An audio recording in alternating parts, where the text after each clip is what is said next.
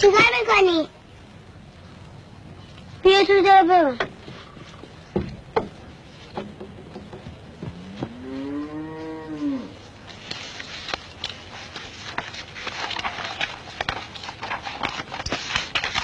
چی می‌نویسی؟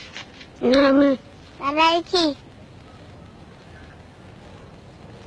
اگه بگم به هیچ کس نمیگی حتما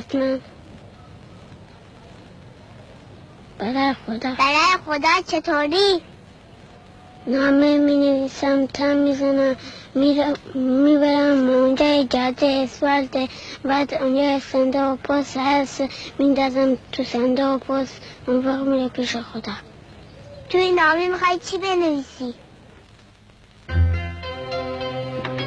سلام خدا، اسم من محسنه، خواهرم اسمش مریم است، مادر ما مریض است، حالش خیلی بد است.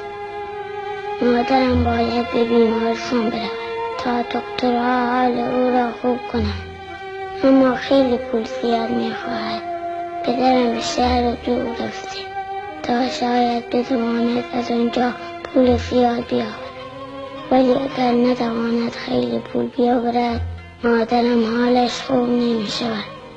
همسایه‌ها و مارجان و همه میگفتند که خدا همه کارها را میتواند درست کند و همیشه خدا مریضا را خوب میکند. حالا من و معصومه برای شما نامه مینویسیم تا شما نامه ما را بخوانید و بیایید مادر ما را به بیمارستان ببرید. شما خیلی مهربان هستید، شما بچه ها را خیلی دوست دارید، ما هم شما را خیلی دوست داریم.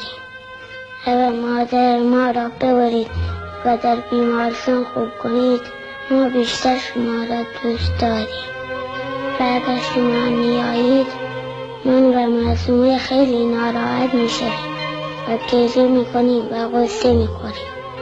من و معصومه غیر از شما هیچ کس را نمیشناسیم که به ما کمک کند.